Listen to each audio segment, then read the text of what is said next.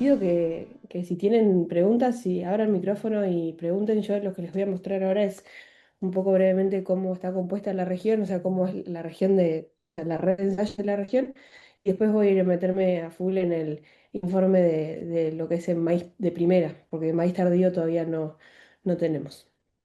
Así que bueno, esto es un poco lo que es la red. Digamos, tenemos cultivos de girasol, trigo, maíz de primera, maíz tardío, soja de primera, soja de segunda y dos redes de larga duración que son una red de nutrición que ya tiene 25 años y una red de rotaciones que está empezando su segundo ciclo. El equipo, tenemos dos ensayistas que son los que están en el campo, los que están relevando información, datos.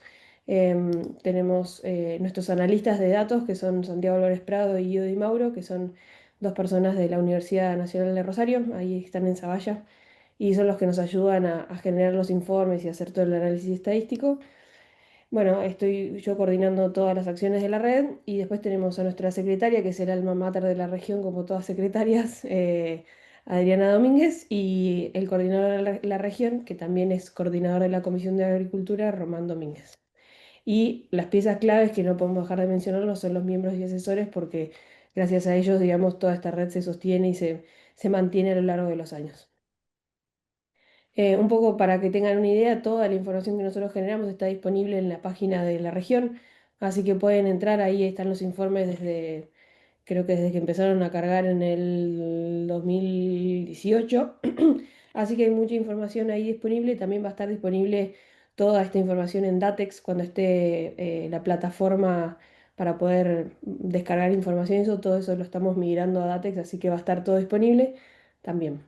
Bueno, Agustina, los ensayos se financian con sponsoreo o con aporte de los miembros. es un mix en realidad, porque los semilleros pagan su participación, pero los miembros ponen todo lo que es la logística, ¿no?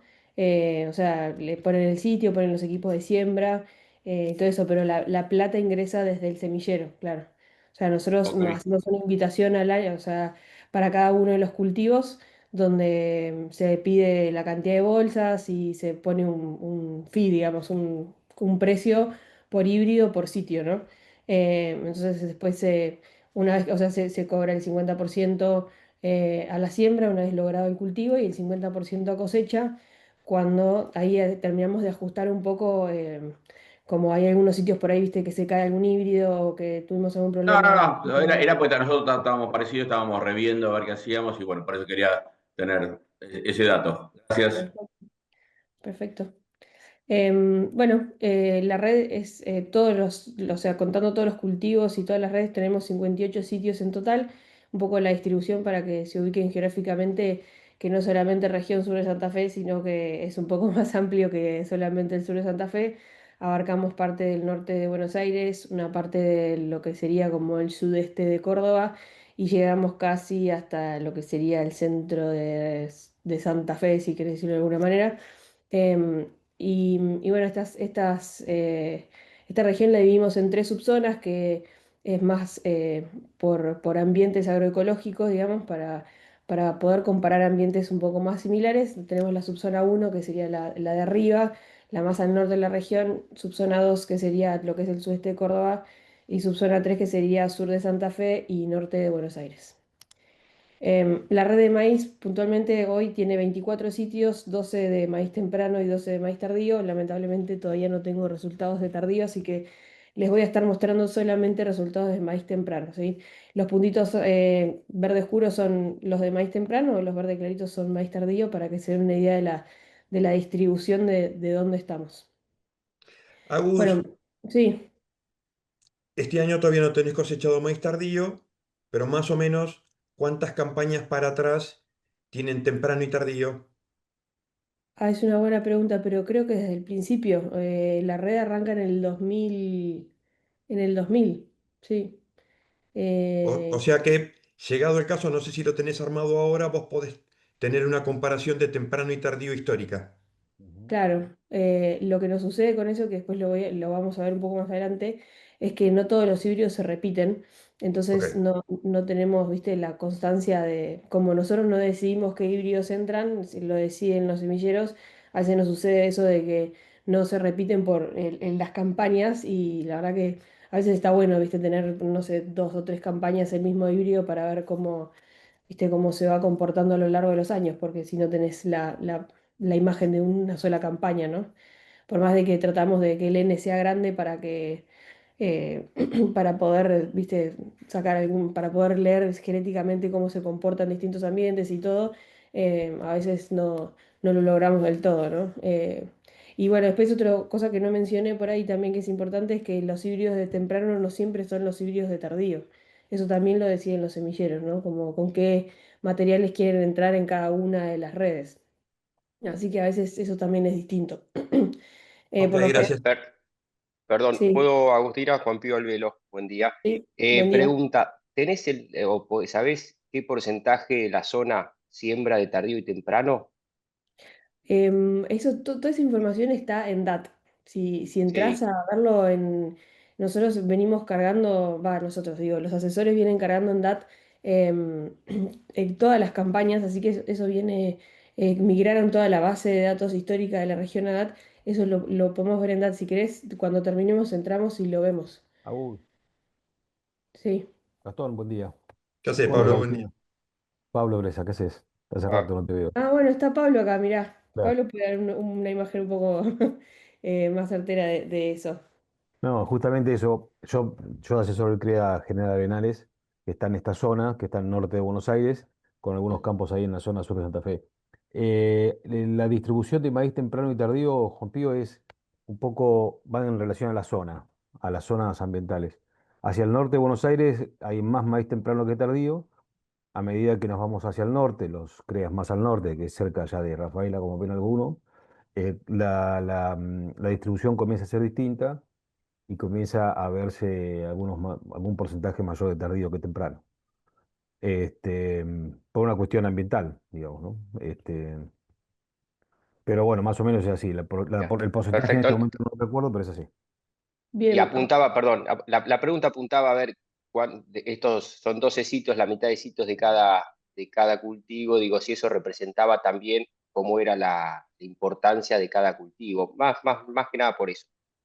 No, eh, en términos productivos, perdón, Agustina, en términos sí, productivos de distribución, no. Sí en términos, como dice Agustina, de ensayo, ¿no? claro, por ahí lo que nos sucedió este año, o sea, esta campaña que estamos cerrando o intentando cerrar, con respecto a la anterior también, fue que tuvimos una baja muy grande en la participación de semilleros en lo que es maíz tardío por una cuestión de la chicharrita. Mm. La última campaña, la campaña anterior, digamos, nos afectó mucho a lo que es maíz tardío y bueno, y hubieron muchos híbridos muy afectados y los semilleros no quisieron, o sea, jugársela porque hay muchos que no tenían, viste, como nosotros tampoco teníamos ni idea de qué se trataba el complejo de achaparramiento, digamos, o espiroplasma, o bueno, todo eso que estuvimos viendo en el campo. em, Tuvimos una baja muy grande en participación de semilleros para tardío esta campaña. Por eso también responde un poco a qué proporción de maíz tardío tiene la región también, ¿no? Está muy parada sobre maíz temprano y sobre soja de primera, ¿no? También la región, sobre todo. Bueno, después eso está o sea, si entras por mi espacio Crea al DAT, podés ver qué proporción, qué cantidad de hectáreas hay en la región de maíz temprano y de maíz tardío. La verdad que los asesores hicieron un laburo tremendo en cargar toda esa información y es bastante representativa de la región. Bueno, Avanza, Agustina, que vas a tener el niño delante nuestro, si te dejamos, si te sigo preguntando. dale. Em, Gracias. Bueno, nos metemos de lleno en lo que es el informe de la red de Maíz Temprano. Bueno, acá están todas las personas que colaboraron y que participaron dentro de este informe, hicieron posible toda esta información que les voy a mostrar ahora. Estas son las localidades que sembramos, bueno, un poco lo que estábamos viendo recién, dividido por subzona. Tenemos, bueno, la fecha de siembra, arrancamos sembrando los más tempranos el 10 de septiembre y terminamos muy, muy fuera de protocolo el año pasado, sembrando el último lote el 11 de noviembre. Por protocolo nosotros tratamos de sembrar todo hasta el 15 de octubre, a veces por cuestiones climáticas o por, no sé, por distintas cosas no se puede lograr. Intentamos hacer lo posible para que el 15 de octubre estén los 12 sitios sembrados, idealmente. Em, Bien, estos son los híbridos que participaron, fueron 21 híbridos en total de todos estos semilleros. Más o menos es el número que venimos manejando histórico, digamos, de participación de híbridos en la red. Estamos entre 20 y 24 híbridos por lo general en lo que es la red de maíz de primera. ¿Cómo hacemos el análisis y el diseño del ensayo? Se arma un esquema con testigos ambientales cada 3, 4 híbridos y se aleatorizan, digamos, en todas las localidades en la ubicación de cada uno de los híbridos. Se analizan todas las localidades por separado. Una vez que tenemos todos los resultados, se analiza el testigo ambiental, este que llamamos testigo ambiental, que es como está entre 4 híbridos dentro del esquema. Se ve si el coeficiente de variabilidad es mayor al 15%, si la localidad tiene más de 15% de variabilidad, digamos, dentro de ese testigo ambiental, se, mm, se elimina esa localidad, digamos, la consideramos como que tiene mucho más ruido ambiental de lo que podemos captar de análisis genético de los materiales. Bueno, se analizan todas estas localidades con un coeficiente de variabilidad menor al 15% en forma conjunta e individual. El testigo ambiental, por lo general es el híbrido que está sembrando el productor dentro del lote, y lo hacemos de esa manera para poder también darle importancia al manejo que el productor tiene dentro del lote, ¿no? Como ellos son los que conocen mejor, mucho mejor que nosotros cada uno de los lotes y eligen para ese lote el material. Bueno, también si existen diferencias estadísticamente significativas entre los híbridos, eso lo vamos a ver un poquito más adelante, lo ponemos en colores distintos para que se vea y se pueda reconocer. Tenemos también todo lo que es análisis de suelo, densidad de plantas densidad de plantas a la siembra, presencia de napa, hacemos agua útil hasta los 2 metros y tenemos también los datos de lluvias. Bueno, esto no me voy a detener acá, lo pueden ver con más detalle en el informe final, que después les voy a dejar el link para que puedan ingresar. En cuanto al manejo de las distintas localidades, lo que tratamos de hacer es, primero medimos plantas, o sea, el logro del cultivo en B3, B4, y vemos qué promedio de plantas tiene la red y cómo está cada una de las localidades con respecto al promedio. Como verán, tuvimos este año, el que se puede ver acá en el cuadrito de cajas y bigotes que tenemos acá arriba, la línea verde es el promedio. Tuvimos algunas localidades bastante por arriba y algunas localidades que quedaron por abajo. Eso mismo volvemos a repetir contando espigas antes de la cosecha y vemos que el patrón se sostuvo, digamos que no perdimos plantas en el camino y no perdimos espigas, sino que, bueno, las plantas que había fueron las plantas que llegaron a cosecha. Haciendo un poco el análisis de cada una de las localidades con respecto al agua total y al nitrógeno, vemos bueno, que algunas localidades empezaron con poca agua útil, como fue Teodelina, que después recuperaron con precipitaciones. Tuvimos casi todas las localidades con 800, o sea, 800, entre 600 y 800 milímetros totales, lo cual es muy bueno. Fue una campaña buena de agua, y lo que es nitrógeno entre el suelo y fertilizante, tenemos bastante variabilidad. Lo que es el suelo, bueno, tenemos acá algunos valores que nos sorprendieron un poco. Esto hay que revisarlo también con los datos del laboratorio y bueno, ver si realmente es así o si hay algún error quizás desde los valores, ¿no? Porque esto de que haya 150 kilos de nitrógeno en el suelo es bastante, ¿no? Después lo que hacemos es analizar el clima en cada una de las localidades. Acá pusimos tres localidades como ejemplo, uno de cada subregión.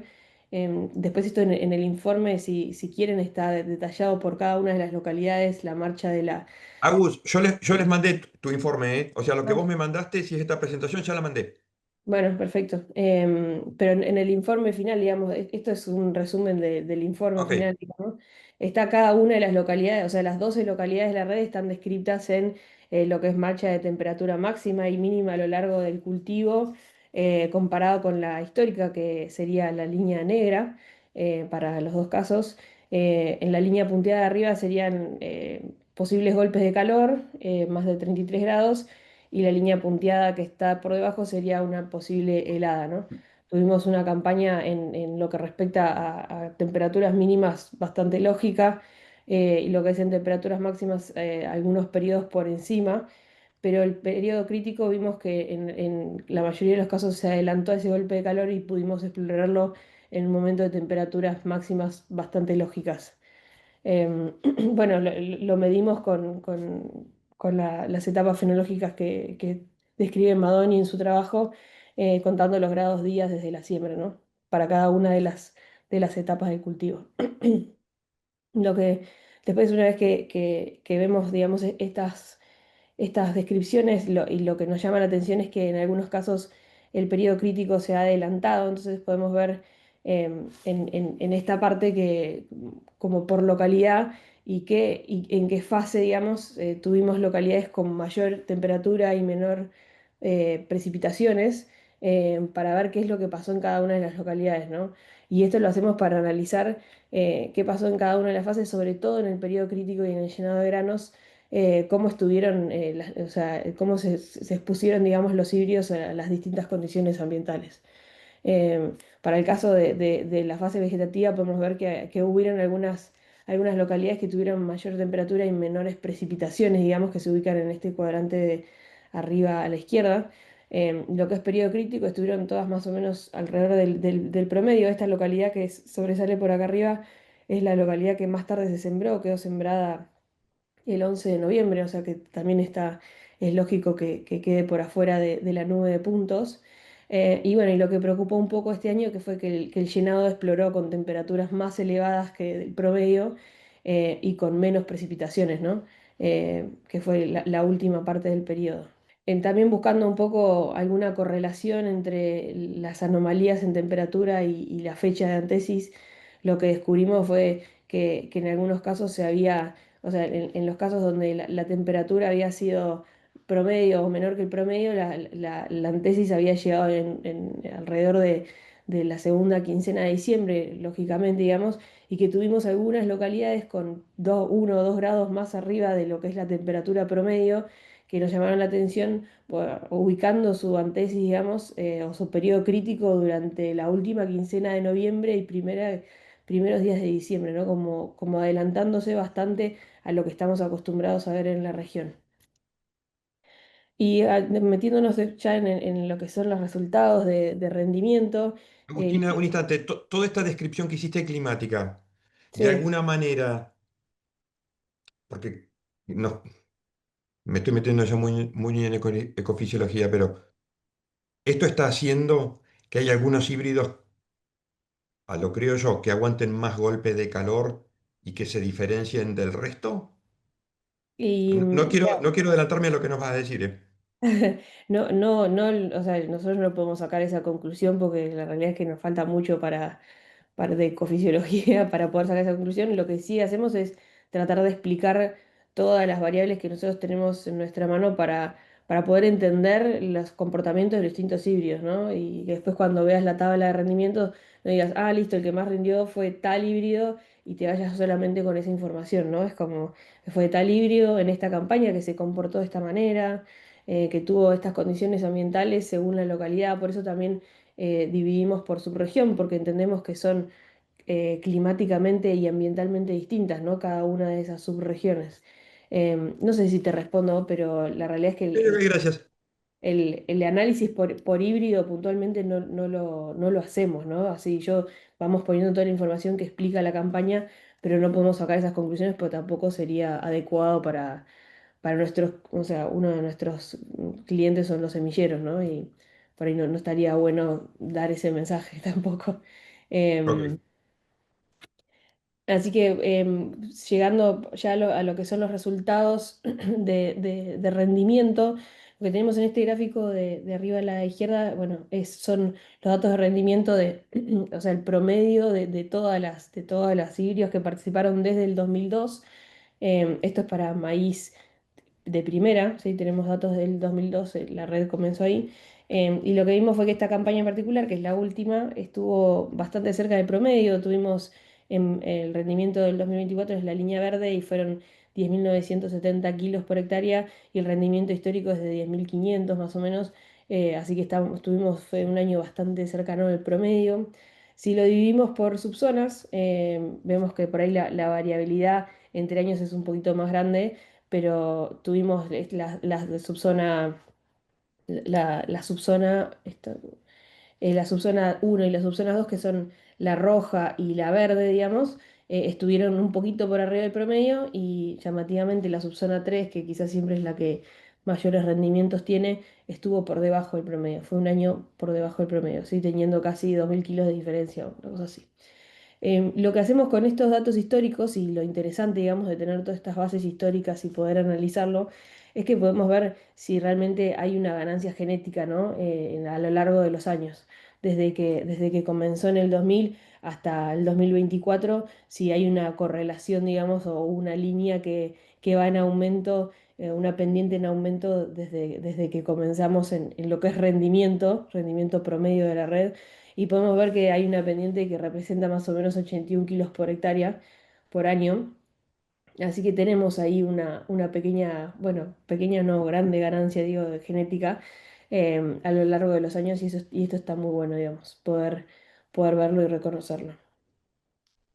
Después lo que es rendimiento por localidad, tuvimos, bueno, una variabilidad, casi la mitad de las localidades por debajo del promedio y casi la mitad por encima del promedio, digamos, con localidades que rindieron bastante más del promedio y algunas que quedaron por debajo, como fue Teodolina este año, entendiendo que también fue una de las localidades que empezó con menor agua útil a la siembra.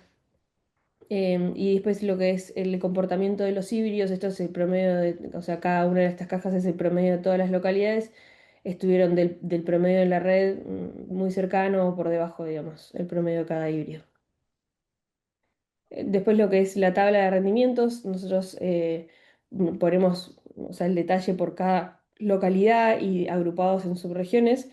Están ordenados por el conjunto, digamos, esto es el promedio de todas las localidades y sería como los híbridos ganadores son los que están ordenados de arriba para abajo.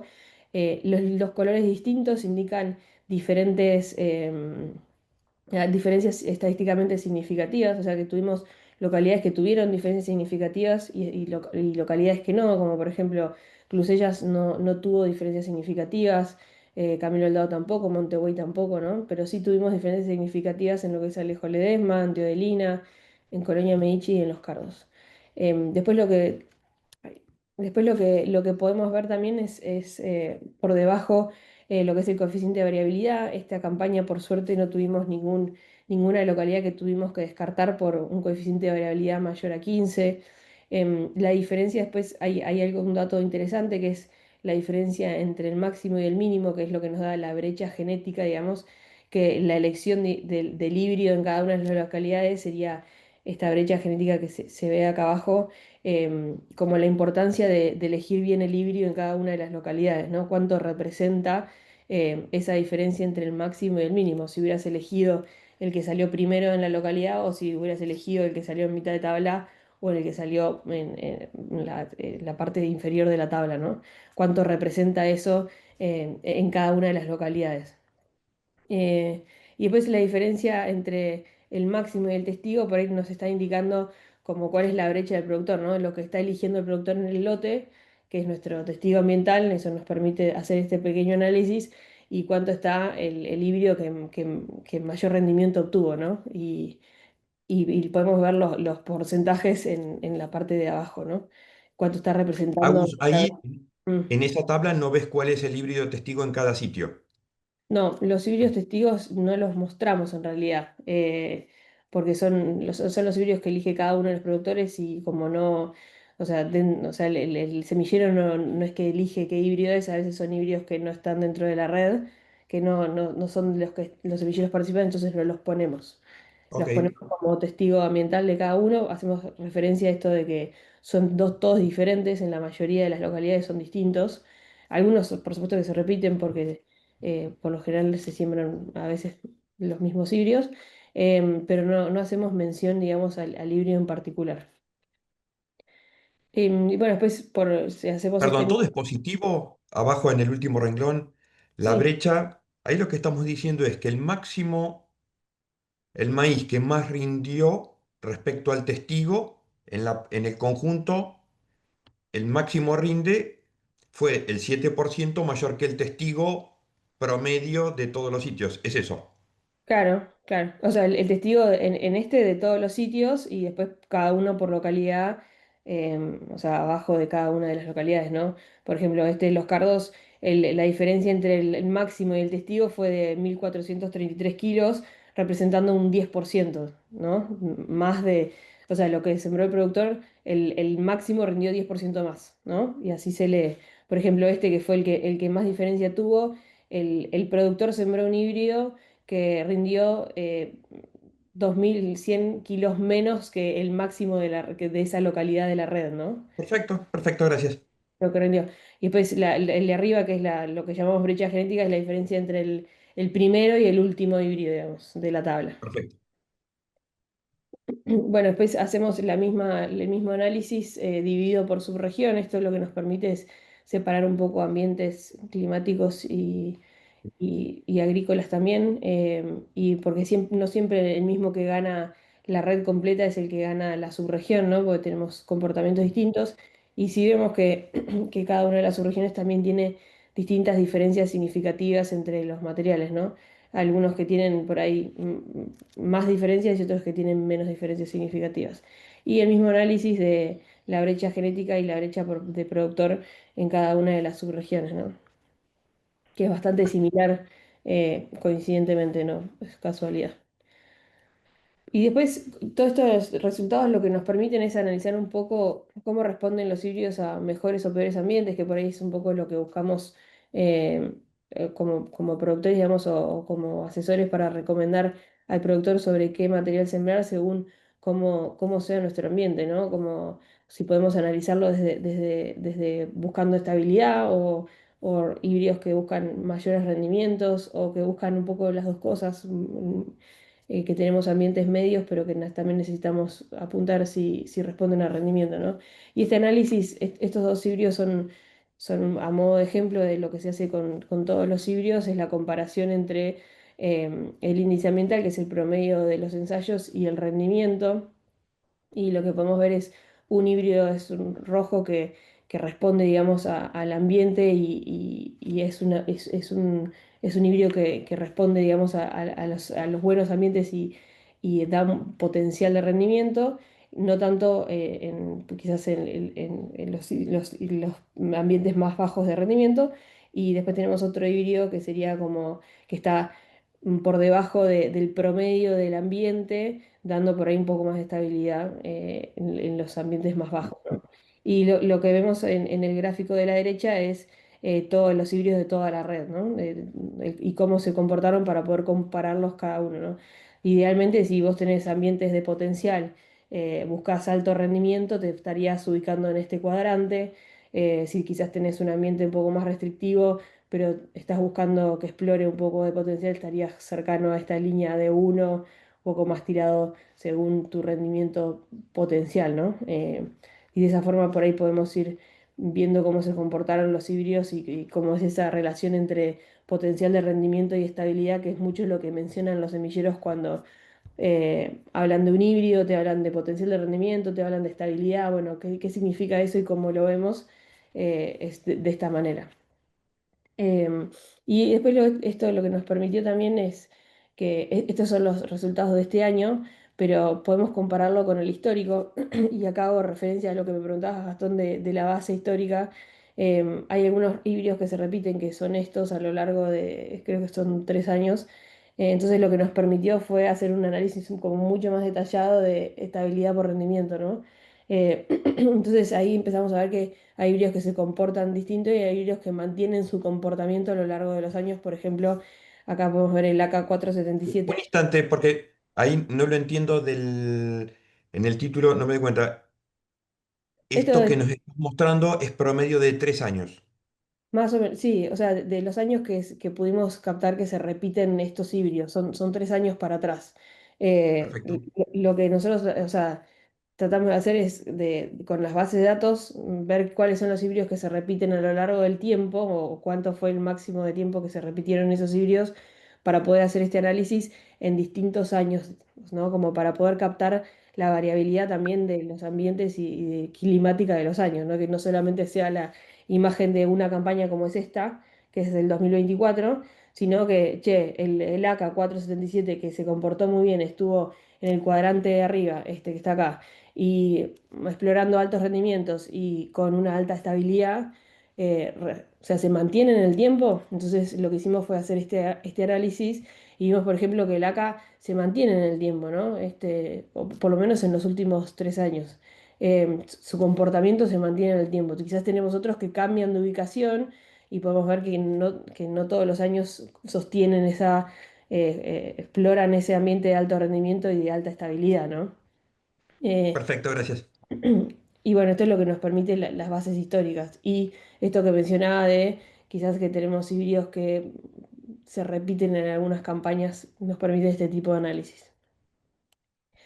Después lo que estuvimos viendo es si estos valores de rendimiento que son, o sea, de este año, estos 2024, las localidades tenían algún patrón con respecto a el agua útil, el agua total, la productividad en agua. Bueno, si podíamos detectar algún patrón de comportamiento en las localidades según cómo habían iniciado la siembra, qué cantidad de agua útil tenían disponible a la siembra. La realidad es que son los cuadrantes de arriba, los cuadrantes con puntitos verdes.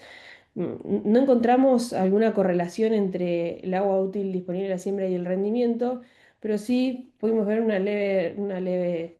leve comportamiento, digamos, em, o correlación entre la productividad del agua medida en kilos por milímetro, ¿no? Donde podemos ver que a medida que aumenta hasta un momento esa productividad es positiva y después llega un momento en un plató o un umbral donde a medida que más kilos, digamos, los milímetros, los mismos kilos, digamos, los milímetros aumentan, ¿no? Esto es un comportamiento, no es estadístico, digamos, sino que estamos buscando algún patrón dentro de las localidades para poder entender un poco mejor la campaña. Lo mismo hicimos con lo que... Eso es, agua útil lo mediste al momento de la siembra. ¿Las lluvias son de todo el ciclo? O sea, ¿por calendario o desde el día que sembraste el ensayo? Son por calendario, digamos, desde el mes que se siembra hasta el mes que se cosecha. Perfecto, Eh, gracias. y agua útil más precipitaciones sería el agua disponible total que tuvo el cultivo, ¿no? Y después lo que le hicimos fue traducirlo en o sea, kilos por milímetro comparado con el rendimiento, ¿no? Y después lo mismo hicimos para nitrógeno, tratando de detectar algún patrón de comportamiento y como pueden ver quizás no tuvimos este valor que es el que yo les mencionaba que fue destacado. Quizás esto habría que chequear, digamos, debe haber sido un error de toma de muestras o algo, porque es un valor como un outlier, digamos, o sea, no está Extremo. dentro de él. Pero después el comportamiento fue, o sea, más o menos están todos iniciando con 50 kilos de nitrógeno por hectárea la siembra, una cosa así, digamos, ¿no? Y después el nitrógeno aplicado varía según la localidad, sin mucho patrón y reflejándolo en el nitrógeno total que no encontramos ninguna correlación, digamos, entre el nitrógeno aplicado y el rendimiento para esta campaña, ¿no? Después lo que medimos también es humedad cosecha, que es una variable que a veces nos hace retrasar un poco la cosecha o esperar, digamos, a la fecha para levantarlo. Tuvimos una sola localidad que cosechamos con mucha humedad, que es la localidad de Montevideo, por eso eh, trajimos la descripción por híbrido de esta localidad, porque nada, por ahí es un dato que está bueno saber qué híbridos tuvieron menor humedad al mismo momento, ¿no? Y bueno, también que fue una localidad que se cosechó bastante temprano. Después otro dato agronómico que medimos es lo que es vuelco, lo referido a vuelco. Estuvieron todos con bastante bajo vuelco, digamos. Como verán, están todas las cajas, digamos, esto sería como una caja completa casi sobre cero. Tuvimos una sola localidad con más vuelco, que fue la que describimos y vemos cuáles son los híbridos que se comportaron de una manera distinta. Tuvimos algunos híbridos que tuvieron más del 50% de vuelco, quizás un poco llamativo, porque después tuvimos híbridos que no tuvieron nada de vuelco, ¿no? 0%, para prestar atención. Y lo mismo con el quebrado. Tuvimos dos localidades que se destacaron, digamos, por alto quebrado y también las analizamos para ver qué híbridos se comportaron y si los híbridos que se habían comportado o sea, en una localidad con alto vuelco se volvieron a repetir, digamos, en la otra localidad y vimos que quizás no hay un patrón muy, o sea, no es que se repiten exactamente los mismos híbridos, pero bueno, por ejemplo, el 74-64 estuvo acá en esta localidad y está por acá en esta localidad, ¿no? Para ver si el híbrido que estamos eligiendo, si justamente es poder detectar algunas cositas antes de elegir, ¿no? Después lo último que hacemos es el análisis de las enfermedades en cuanto al perfil agronómico. Medimos roya y tizón a campo, detectamos cuáles son las localidades que mayor incidencia y severidad tienen de estas dos enfermedades y le pedimos a un fitopatólogo, que en este caso es Enrique Alberione, que vaya a hacer un análisis mucho más detallado de cada una de estas localidades, ¿no? Lo que vimos este año fue que la severidad, la realidad, la incidencia y la severidad fueron bajísimas en cuanto a roya y tizón. Eh, tuvimos, no tuvimos valores que pasaron el 4% de roya y sí, también el 4% de incidencia en tizón. Pero igualmente elegimos estas tres localidades y Enrique Alberione va y analiza un poco lo que son enfermedades foliares que son las que directamente tienen un efecto en el rendimiento, ¿no? Entonces, fueron estas tres localidades, la evaluación de las enfermedades arenales, Colonia Medici y Alejo Ledesma, una de cada subregión, digamos. Esto no voy a entrar en detalles porque ¿Cómo los invito. leemos esto que es tan creativo? Sí, tenemos los valores de incidencia, digamos, en azules y grises, que serían los de arriba y se miden en el eje de la derecha, y los valores de severidad, que son los amarillo, naranja y verde, que se miden del lado de la izquierda, ¿sí? Con este eje. Entonces lo que podemos ver que Al tuvimos. revés. ¿Eh? Al revés. Izquierda, severidad e Perdón. incidencia. Al revés. Es mi izquierda, no, mentira. Está bien, tenías razón. Izquierda, o sea, izquierda de Claro. incidencia y Depende de derecha cómo severidad, estés. perdón. Tenés razón, tenés razón. Y después acá, o sea, los distintos colores son las distintas localidades, ¿no? En el caso de severidad para General Arenales es el naranja, de severidad para Alejo Ledesma es el amarillo y de severidad para Colonia Medici es el verde, ¿no? Después los invito a que miren un poco mejor el informe y que puedan leer, digamos, la descripción de qué hace Enrique, que es mucho más detallada de lo que yo les puedo llegar a decir, y que puedan encontrar y mirar los híbridos que les interesan, digamos, su comportamiento este año sobre lo que fue Roya Común. Igualmente tuvimos severidades, digamos, e incidencias muy bajas para los sitios, ¿no? Con un poco de mayor presencia de esta enfermedad en la localidad de General Arenales. Y después lo que hace es ordenar el. Agustina, Sí, ¿qué tal? Máximo Sin que te habla. Te hago una buen día. consulta. Máximo, ¿por Tengo qué no te ahí, presentas quién sos, por favor? bueno, yo soy Máximo Sin, que estoy en Madariaga trabajando para Vallacasal, pero bueno, vengo de la zona del oeste de Pehuajó de muchos años. Ujú. Así que bueno, estoy abriendo la sucursal acá en Madariaga, un poco siempre siguiendo con la Ritz o trabajando en el oeste, así que bueno, más o menos conozco bastante la metodología. Pero ahí tenía un dato anterior, digamos, que me viene haciendo un poquito de ruido. Yo estaba Sí, viendo que cuando vos mostraste la densidad en cada sitio se sembró con distinta densidad. sí. Eh, ese dato, o digamos, o esa densidad, ¿no puede ser que te afecte al número de estabilidad y de vuelco y quebrado? O, porque, digamos, cada híbrido se comporta distinto en distintas densidades. Entonces, por ahí le estás dando densidad, cuando bajas densidad, le estás dando más estabilidad a un híbrido que quizás no es estable. O mismo cuando estás con altas densidades, perjudicas en vuelco y quebrado a algún híbrido. Pero pero bueno, me quedó desde el principio y veo que por ahí en los datos se va a ir arrastrando. Mira, o sea, es siempre el tema de la densidad en las distintas localidades es un tema importante, claramente indica el éxito del cultivo, y para eso, digamos, hacemos mediciones por híbrido en lo que es el logro del cultivo en B3, B4, y también hacemos medición de plantas a cosecha, digamos, antes de la cosecha.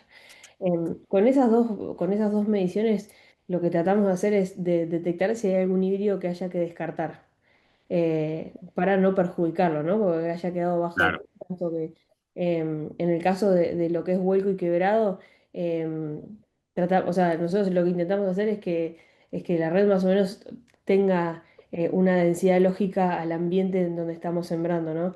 Y acá no puedo dejar de mencionar que como toda esta red, o sea, toda esta información está basada en algo que es la tecnología del productor. O sea, nosotros, todas las máquinas son distintas, o sea, todos los ambientes son diferentes, cada productor, digamos, decide un poco como cuál es la densidad de siembra de su lote, ¿no? Después nosotros podemos decirle, che, no, la verdad que está re baja, subámosla un poco, o está muy alta, bajémosla. ¿la decisión de densidad pasa por el dueño del campo o ustedes por el ambiente y... Ah, No, no. Entonces, lo que tratamos de hacer es de sostener este N, que para nosotros es bastante importante, que serían estos 12 sitios por red, digamos, para poder quizás bajar un poco el ruido de esas variables que no podemos controlar hoy. Lo que siempre hacemos mención, tanto, o sea, para los productores como para los semilleros, esto es a manejo de productor y es lo que nos permite, digamos, esta red, porque si no, de otra manera tendríamos, no sé, tendríamos que salir a comprar una sembradora, no sé cómo lo haríamos. no, La es logística, ¿no? clarísimo, pero bueno, me queda haciendo ruido porque por ahí hay productores que dicen, bueno, yo acá porque estoy acostumbrado a sembrar siempre determinado híbrido o mi testigo es este, entonces yo voy a baja densidad. Y hay híbridos que por ahí no se expresan en bajas densidades, nunca llegan a expresar el potencial porque no tienen cómo compensar. Sí, de hecho, Al revés, sí, no es hay una híbridos, discusión, pero es un tema o sea, que charlamos mucho con los semilleros. Nosotros al terminar este informe y antes de hacerlo público, siempre lo presentamos a todos los técnicos de los semilleros para ver si hay algo que a nosotros se nos haya pasado o que ellos estén viendo de su híbrido, comportamientos raros o cosas que, no sé, que de repente necesitemos sacarlo a alguna localidad porque está haciendo ruido. De hecho, este año lo hicimos con algunos híbridos, porque habían quedado muy bajos de stand de plantas en una localidad puntual, entonces ese dato, digamos, se eliminó directamente como para no perjudicar el ranking general de ese híbrido, ¿no? Porque había sido una variable externa a lo que es su comportamiento en genotipo, ¿no? Su comportamiento genético, que nosotros, es lo que nosotros queremos ver. Y en este caso, la densidad es un tema que hablamos un montón con los semilleros, por supuesto que cada uno quisiera recomendar para el ambiente puntual para la localidad que va a sembrar la densidad ideal para ese híbrido. mi híbrido en este sitio vaya con esta densidad, pero sé que es imposible porque no, a ver, en los efectos prácticos y estás comparando distintas cosas. Y Ok, por ahora, pero en definitiva, porque Pablo levantó la mano, perdón que te corte, Máximo y Agustina. Esta información que estás presentando pasó el peine que Máximo está preguntando. claro, o sea, Es pasó el... información comparable a referencia a los semilleros. Eso. Y después, nada, haciendo mención que, digamos, no somos un área de investigación ni de desarrollo de una empresa, sino que lo que hacemos es, queremos ver Ahí. cómo se comporta a nivel de productor el material para poder, con todo lo que eso conlleva, ¿no? Porque son un montón de variables que no podemos controlar. Pablo, tenías Y levantada la mano. Sí, no, refrendando lo que dice Agustina, en mi CREA hay un sitio de maíz temprano, y justamente lo que se trata es que de mantener una estabilidad dentro de ciertos parámetros en densidades. No es que hay ensayos con 50 y hay otros con 80.000. Digamos, hay un rango razonable de densidad que trata siempre de respetarse, por lo menos en los sitios de la zona sur, que calculo que en el resto pasará lo mismo. O sea, no hay un ensayo con 40 y otro con 80. no, por lo que yo vi en el gráfico, digamos, no son ensayos de ultra baja densidad, o sea, creo que Claro, había no, un se mantiene sitio que un estaba rango más de abajo, pero densidad. en general Y claro, Ok, venían Y con Agus, respecto al nitrógeno, que el manejo es el perdón, mismo para todos Máximo, los la dejamos sitios. terminar, Agustina, Ah, porque son 8:20, no te quiero cortar, pero son 8:21 y la idea era estar hasta las 9 más o menos y falta Dionisio. Listo, no, listo, estoy, gracias. o sea, esto de No quiero salir con enfermedades. los botines de punta, pero así respetamos los tiempos.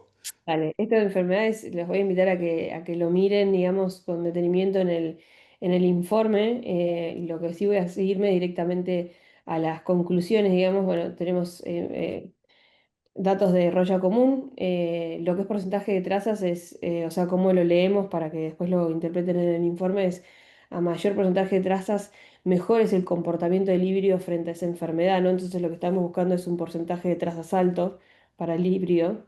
Em, tenemos análisis de lunar blanco y análisis de estriado bacteriano, así que si quieren entrar, cualquier duda igual me pueden preguntar. Les puedo dejar mi número o Gastón, vos les podés compartir mi número para que si hay dudas lo puedan ver. Y después algunas conclusiones sobre las enfermedades, y esto por ahí es un poco lo más interesante, es como el comportamiento entre cada una y lo que fue roya común. Se destacaron algunos híbridos como el 870 de NK, el NK. F15, el AK, el 477 y uno de Nidera, el 7624, con un alto porcentaje de trazas, que esto era lo que les decía recién, y pústulas con mínimas población. Y por el contrario, aquellos con algunos niveles mayores de enfermedad fueron el de CAL 6962, el AFA 3206, el BAF 7370 y el de CAL 7272.